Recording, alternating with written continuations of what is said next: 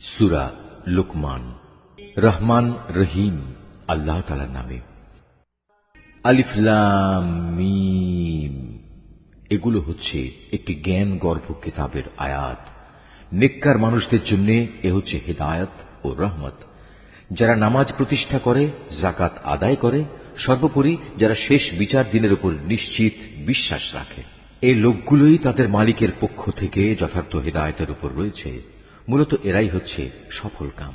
মানুষদের মাঝে এমন ব্যক্তিও আছে যে অর্থহীন ও বেহুদা গল্প কাহিনী কেনে, যাতে করে মানুষদের নিতান্ত অজ্ঞতার ভিত্তিতে আল্লাহ তাআলার পথ থেকে দূরে সরিয়ে রাখতে পারে।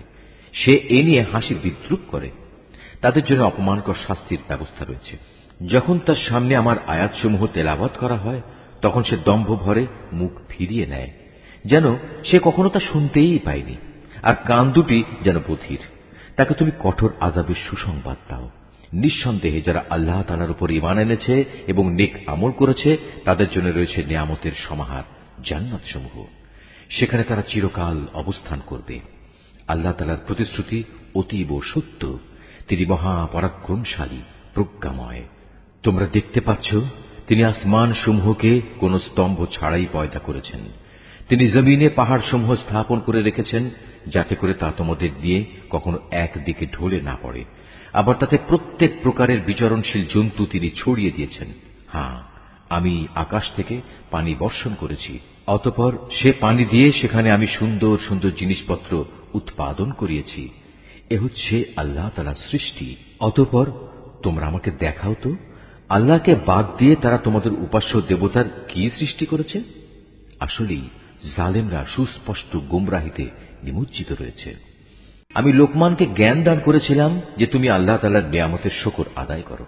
কেননা যে ব্যক্তি আল্লাহ তাআলার শুকর আদায় করে, সে তো তা করে তার নিজের ভালোর জন্যই। আর যদি কেউ অকৃতজ্ঞতাজনক আচরণ করে, তার জানা উচিত আল্লাহ তাআলা কারোই মুখাপেক্ষী নন, তিনি যাবতীয় প্রশংসার অধিকারী।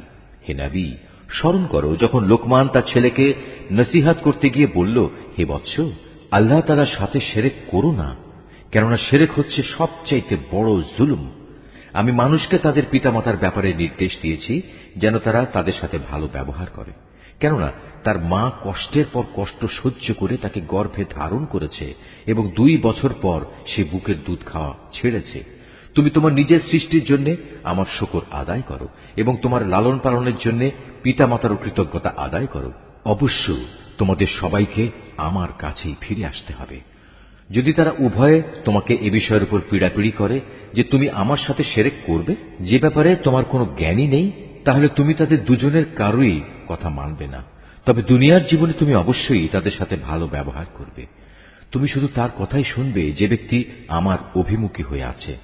অতঃপর তোমাদের আমার দিকেই ফিরে আসতে হবে। তখন আমি তোমাদের বলে দেব তোমরা দুনিয়ার জীবনে কি কি কাজ করতে। লোকমান আরো বলল, হে বৎস, যদি তোমার কোনো আমল সরিষার দানা পরিমাণ ছোটও হয় এবং তা যদি কোনো শিলাখণ্ডের ভেতর কিংবা আসমান সমূহেও লুকিয়ে থাকে, অথবা যদি তা থাকে জমিনের ভিতরে, তাও আল্লাহ তাআলা সামনে এনে হাজির করবেন। আল্লাহ তাআলা অবশ্যই সূক্ষ্মদর্শী এবং সকল বিষয়ে সম্যক অবগত। লোকমান আরো বলল, হে বৎস, তুমি নামাজ প্রতিষ্ঠা করো, মানুষদের ভালো কাজের আদেশ দাও, মন্দ কাজ থেকে বিরত রাখো। তোমার উপর কোনো বিপদ মুসিবত এসে পড়লে তার উপর ধৈর্য ধারণ করো। বিপদে ধৈর্য ধারণ করার এ কাজ নিঃসন্দেহে একটি বড় সাহসিকতাপূর্ণ কাজ। হে বৎস, কখনো অহংকার বশে তুমি মানুষদের জন্য তোমার গাল ফুলিয়ে রেখে তাদের অবজ্ঞা করো না এবং আল্লাহর জমিনে কখনো ঔদ্ধত্যপূর্ণভাবে বিচরণ করো না, কেননা আল্লাহ তাআলা প্রত্যেক ঔদ্ধত অহংকারীকেই অপছন্দ করেন। হে বৎস, জমিনে চলার সময় তুমি মধ্যম পন্থা অবলম্বন করো। তোমার কণ্ঠস্বর নিচু করো, কেননা সব আওয়াজের মধ্যে সবচাইতে অপ্রীতিকর আওয়াজ হচ্ছে গাধার আওয়াজ। তোমরা কি একথা কখনো চিন্তা করে দেখোনি? যা কিছু আসমান সমূহে রয়েছে, যা কিছু রয়েছে জমিনের মধ্যে, আল্লাহ তাআলা তা তোমাদের অধীন করে রেখেছেন এবং তোমাদের উপর তিনি তার দেখা অদেখা যাবতীয় নিয়ামত পূর্ণ করে দিয়েছেন। কিন্তু এ সত্ত্বেও মানুষের মাঝে কিছু এমন আছে যারা আল্লাহ তাআলা সম্পর্কে অর্থহীন তর্ক করে। তাদের কাছে না আছে তর্ক করার মতো কোনো জ্ঞান, না আছে কোনো দীপ্তিমান গ্রন্থ। আর যখন তাদের বলা হয় আল্লাহ তাআলা যা কিছু নাজিল করেছেন তোমরা তার অনুসরণ করো। তখন তারা বলে, আমরা কেবল সে বস্তুরই অনুসরণ করব যার উপর আমরা আমাদের বাপদাদাদের পেয়েছি।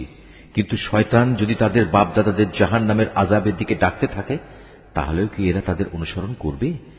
যদি কোনো ব্যক্তি সৎ কর্মশীল হয়ে আল্লাহ তাআলার কাজে নিজেকে সম্পূর্ণ সঁপে দেয়, তাহলে সে যেন মনে করে এর দ্বারা একটা মজবুত হাতল ধরেছে। কেননা যাবতীয় কাজকর্মের চূড়ান্ত পরিণাম আল্লাহ তাআলার কাছে। যদি কেউ কুফরি করে, তবে তার কুফরি যেন হে নবী তোমাকে দুশ্চিন্তাগ্রস্ত না করে, কারণ তাদের তো আমার কাছেই ফিরে আসতে হবে। অতঃপর আমি তাদের বলে দেব দুনিয়ায় তারা কি আমল করে এসেছে। অবশ্যই আল্লাহ তাআলা মানুষের অন্তরে যা কিছু লুকায়িত আছে সে ব্যাপারে সম্যক অবগত রয়েছেন। আমি তাদের স্বল্প সময়ের জন্য কিছু জীবনোপকরণ দিয়ে রাখব, অতঃপর আমি তাদের কঠিন আযাবের দিকে টেনে নিয়ে যাব। তুমি যদি তাদের জিজ্ঞেস করো আসমান সমূহ ও জমিন কে পয়দা করেছে, তারা অবশ্যই বলবে, হ্যাঁ, আল্লাহ তাআলাই সৃষ্টি করেছেন। তুমি বলো, সমস্ত প্রশংসা আল্লাহ তাআলার জন্য। কিন্তু তাদের অধিকাংশ মানুষই বোঝে না। আকাশমালা ও পৃথিবীতে যা কিছু আছে তা সবই আল্লাহ তাআলার জন্য। অবশ্যই আল্লাহ তাআলা সব ধরনের অভাব মুক্ত এবং তিনি সমস্ত প্রশংসার মালিক। জমিনের সমস্ত গাছ যদি কলম হয় এবং মহাসমুদ্রগুলোর সাথে যদি আরো 7 সমুদ্র যুক্ত হয়ে তা কালি হয়, তবুও আল্লাহ তাআলার গুণাবলী সম্পর্কিত কথাগুলো লিখে শেষ করা যাবে না। নিশ্চয়ই আল্লাহ তাআলা পরাক্রমশালী ও প্রজ্ঞাময়। হে মানুষ, তোমাদের সৃষ্টি করা, তোমাদের সবাইকে পুনরুত্থিত করা মূলত আল্লাহ তাআলার কাছে একজন মানুষের সৃষ্টি ও তার পুনরুত্থানের মতোই। নিঃসন্দেহে আল্লাহ তাআলা সব কিছু শোনেন এবং দেখেন। তুমি কি চিন্তা করে দেখনি আল্লাহ তাআলা কিভাবে রাতকে দিনের ভেতর প্রবেশ করান, আবার দিনকে রাতের ভেতর প্রবেশ করান? কিভাবে তিনি সূর্য ও চন্দ্রকে তাঁর হুকুমের অধীন করে রাখেন? প্রত্যেক গ্রহ উপগ্রহ আপন কক্ষপথে এক সুনির্দিষ্ট সময় পর্যন্ত আবর্তন করতে থাকবে। নিশ্চয়ই তোমরা যা কিছু করো আল্লাহ তাআলা সে সম্পর্কে সম্যক অবগত রয়েছেন। এটাই চূড়ান্ত। যেহেতু আল্লাহ তাআলা হচ্ছেন সত্য, তাই তাকে ছাড়া এরা অন্য যা কিছুকেই ডাকুক না কেন তা বাতিল। মহান আল্লাহ তাআলা, তিনি সুউচ্চ ও অতি মহান।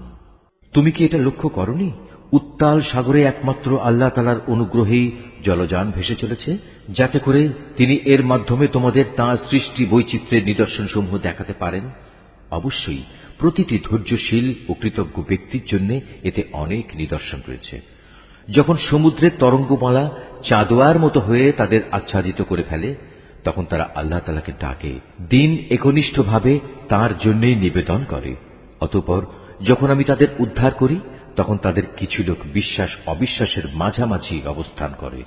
অবশ্য যখন স্থলভাগে পৌঁছে দেই, তখন বিশ্বাসঘাতক ও অকৃতজ্ঞ ছাড়া কেউই আমার নিদর্শনসমূহ অস্বীকার করে না।